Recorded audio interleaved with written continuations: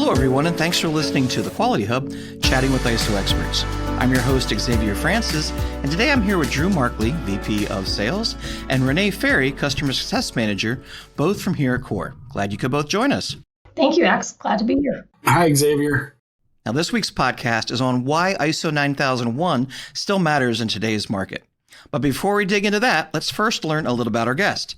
Drew, could you start with us with a little bit about your journey? Yeah, I'm glad to, Xavier. And I don't know how far you want me to go back here. So, you're only, 29, 30 years old. Yeah, so yes, you only got a little bit of experience, right? Yes, exactly. Well, I'll start with a little bit of fun. I would say it was about 1985. I told my dad I wanted to go to college. And he said, I heard the Army's got a great program. So that's kind of how things started out for me. There you go. Yes. So let's fast forward a little bit. I've been in manufacturing, operations, scheduling, metal products, paper products, and then I would say where really I took a right turn to get into this business about 16 or 17 years ago. I was working as a territory manager, so sales development manager. Mm-hmm. And I responded to an opportunity for a certification body in Akron, Ohio. And they were kind enough to give me an opportunity as their sales and marketing manager. And that really led me into working with customers, obtaining certification, and then hence down the road at Core Business Solutions, implementing systems. So I've been around the block, so to say. Xavier. Yeah, so maybe two. Hopefully that answers. Yeah, a lot of fun along the way, a lot of interesting things I've been involved with. And how long have you been with us? 8 years. 8 years. 8 years in. Is it 8 years in May? Yeah, you're May 2nd, I'm May 1st. Oh, okay, wow. 8 years in May 2nd, yes. Now, Renee, are you 8 years too? I will be on May 1st. Okay, yep. so you guys are just a little more than a year ahead of me because I was 7 back in February. So Yes. Yep. Well, speaking of Renee, can you share a little bit about your journey? I know that you've been on a few times before, but give us a little review. Sure, absolutely. So my name is Renee Ferry, and as X said, I'm the Customer Success Manager here at Core Business Solutions. My background is that I have over 20 years experience in healthcare administration. And my most recent position was to be an executive assistant to a local playground manufacturer in which I coordinated events and coordinated activities for the sales and marketing team there. Okay. So like Drew, I'll be here 8 years very shortly. I started out as a project manager for Core Business Solutions, and shortly thereafter, Drew and Scott had asked whether I'd be open to becoming the customer success manager. And so essentially, I get to work with all of our existing customers. I get them started and set up with their consultant and their program, and then I become their point of contact for anything they need from Core Business Solutions moving forward. So whether that means additional services, additional standards, ongoing maintenance and support, I work with all of our existing customers. There's quite a few of them, and we have long-term partnerships with those customers. That's what our goal is. Well, great for you both being here, and we're going to be seeing why ISO certification is so important still. And I know the landscape has gotten a little rocky this year, I guess we could say. But, why is it still pertinent? Why is it still important for small businesses today? And we're going to start with Drew. How does ISO 9001 certification contribute to a company's competitive advantage in today's market? Yeah, great question. What I've seen over the years is there's both internal and external reasons that you'd want to implement a management system and stay certified. Okay. The internal reasons are a lot of small businesses, but a lot of large businesses. So it's independent of size. Use their management systems to what I call fight the fire up front. Okay. So if you want to tackle issues once, learn best practices from those issues, put in correction and corrective action. You use a quality management system and your management team to do that. If you want to fight fires every day and maybe fight the same fire 3 or 4 or 5 times throughout the year, you don't use a management system. So it really how do you want to run your business, right? Yeah. And one of the cliches you always hear, especially with smaller businesses or medium-sized businesses, do you want to run the business or do you want the business to run you? Yeah. So that's kind of one of the things that I look at when I talk to people who have companies. They're always doing it for the external reason. Mm-hmm. They're doing it because, hey, I want more customers. Right. Drew, I saw this on an RFP, a request for proposal. Drew, one of my good customers reached out and said, I can be on this other piece of business if I was ISO 9001 certified. Right. But since I'm not, they have to go someplace else. And even in that other provider, they may not be as comfortable with. So there's usually what I call a compelling event, an external compelling event for somebody to get certified. But the internal part is really where you get the ROI, because most people come back to me and say, I wish I'd have done this 10 years ago. Yeah. It's almost being proactive versus reactive. Right. I wish I had the last 10 years back. You know I got certified for my customer or for a contract or for some other reason, but I wish I'd have done this 10 years ago because it helps me run my business. So there's those internal factors and external factors. And one of the things that I think is way overlooked, 9001 certification or ISO certification, in my mind, is always worth the cost. Yeah. Because it opens doors for you. Right. Absolutely. Even though we might not be able to do a linear calculation of this equals this times this equals this, there are opportunities that you will never see unless you have it. That's right. Well said, Drew. Now let's switch over to Renee. What industries do you find benefit the most from ISO 9001 certification, and why? Well, I'll say that ISO 9001 doesn't discriminate. I don't think that there's an industry that would not benefit from ISO 9001. It helps build a quality management system that allows companies to improve, to streamline their day-to-day functions, become more efficient, use best practices that result in growth, and improve customer expectations and satisfaction. So clearly manufacturing, but service, tech, all good fits. Absolutely. And some of those industries that you just mentioned also have standards that would really directly apply to them, whether that be the environmental standard of 14001 or occupational health and safety and 45001, cybersecurity and ISO 27001. But saying all of that, ISO 9001 is a foundation for all of those other standards. So you get that in place, and it's a foundation for future certifications. And then programs that can really assist in leveraging what you already have in 9001 to apply it to the newer standards. So we've had a lot of our customers be able to experience that efficiency. Yeah, that's awesome. So Drew, what do you find are the main costs that are associated with obtaining and maintaining ISO 9001? It's not just a one and done. There's some maintenance that goes involved with it, from as far as certifications and surveillance audits and things like that. But what do you find those to be? Well, it's really, for me, 3 or 4 main buckets. The first bucket that companies really look at, because they're talking to a consultant or somebody to help them internally, maybe they're getting pulled away from something else, but for the most part, businesses use an external service provider, a consultant, to help them implement. That cost really comes down to documentation, training, internal audit, management review, and those different things you need to build up internally to kind of make ISO a management system part of your culture. Gotcha. So there's the first bucket's the implementation cost. The second bucket is the certification cost.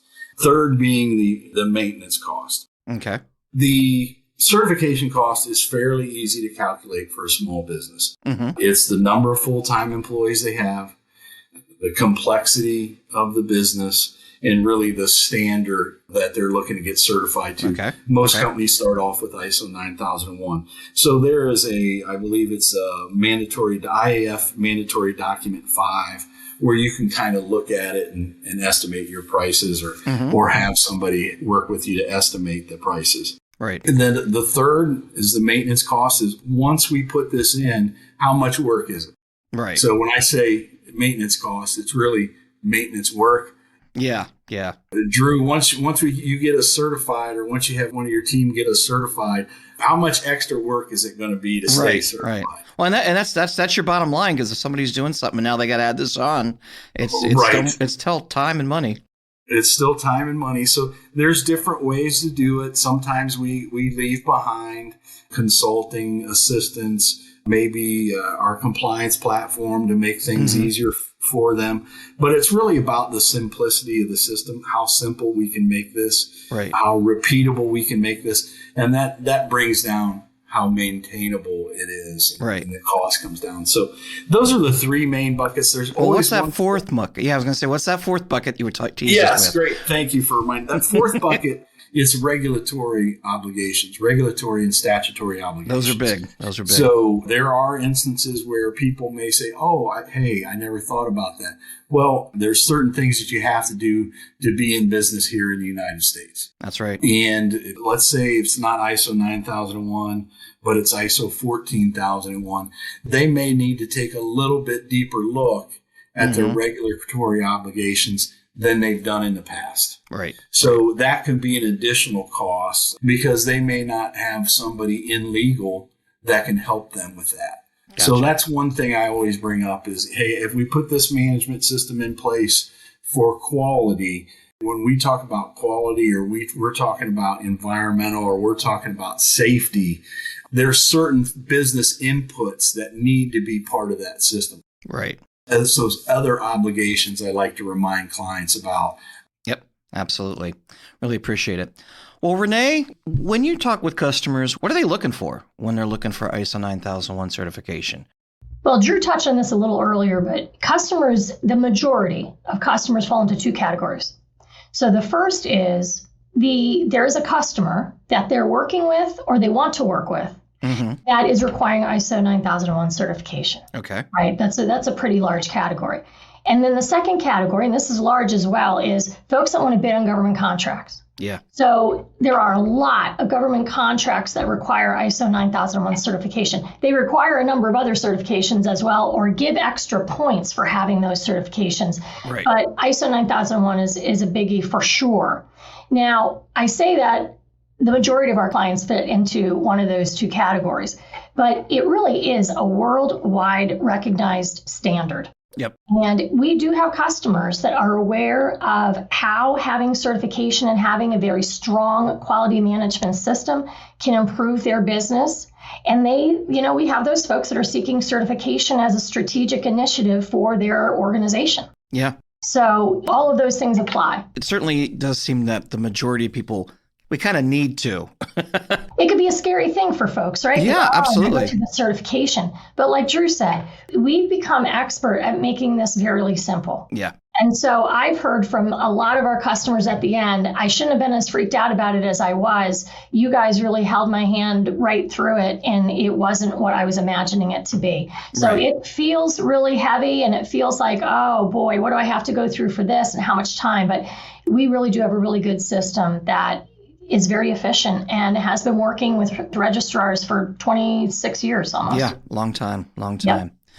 Well, Drew, when you're talking with potential customers, what are some of the questions they have when they're looking into certification or compliance? I'm sure, and we've already talked about it, money is a big issue, but is there anything else? Yes. Yeah. Money is always an issue, but it's disruption, really. Okay. Higher levels, that is the disruption. Are you going to have somebody come in here and turn everything upside down and say black is white and the sky is not blue? And yep. Have a 50 times microscope where they're like, let's look at that really closely. Yeah.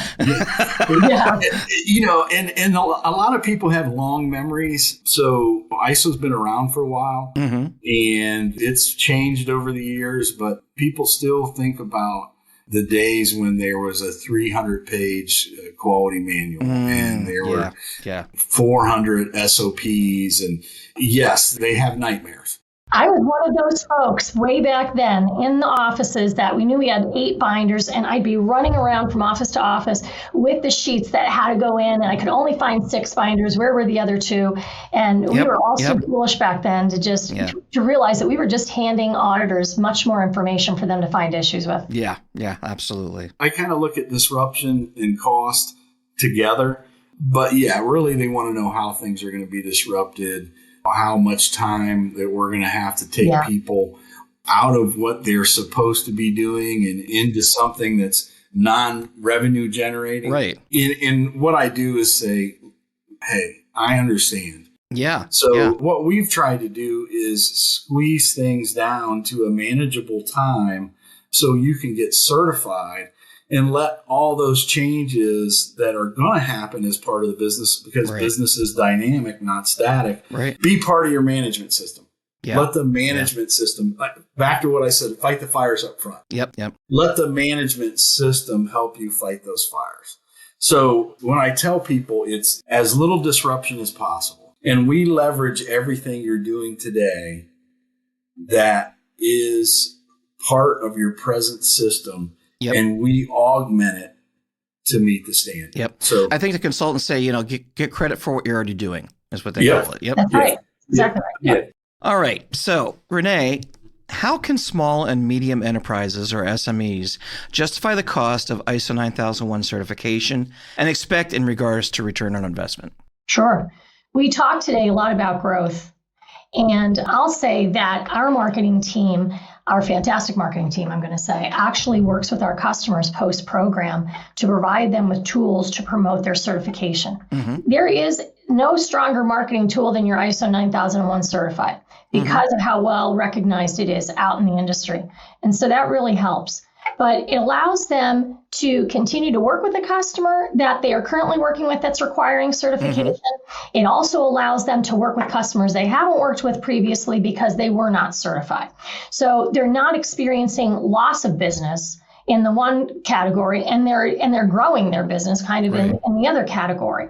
And like we talked about as well, it allows them to bid on government contracts. So a lot of these customers that come to us are not really even in that arena yet because they don't feel like they can. But there's a lot to be gained by those government contracts. Being awarded one of those contracts can be very lucrative, and not just when it's awarded, but for years to come. Yeah. And some things, it's a prerequisite. So you don't even know what business you might not be getting because you're not aware of it. But that's great that our marketing team does reach out and give you some help showing that you have received the certification. You now meet the requirements and you're able to take work that way. All right. Well, this has really been great and very insightful.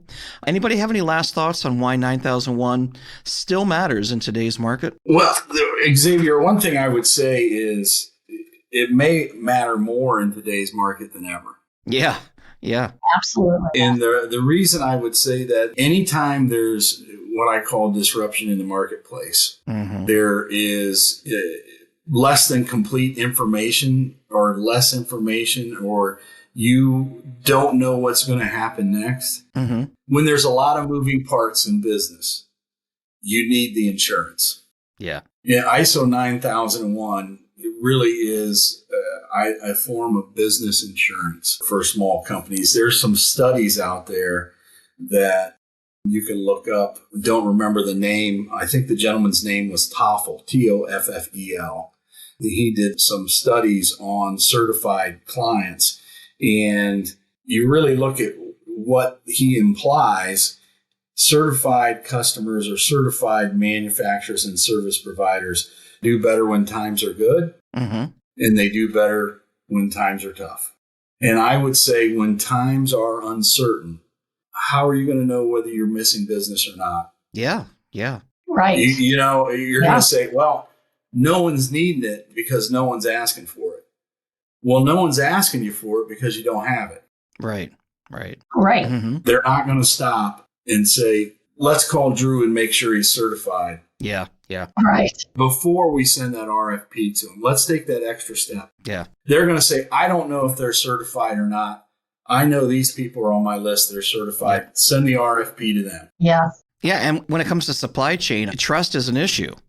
And security is an issue, especially if you're switching somebody or you're finding somebody for the first time. And that gives you a sense of, hey, these people know what they're doing. They're certified ISO 9001. They can deal with corrective actions. They know how to handle client issues and things like that. I would say for anybody, there's companies out there that are going to look to save money. This is a tool that brings business to you and keeps business with you.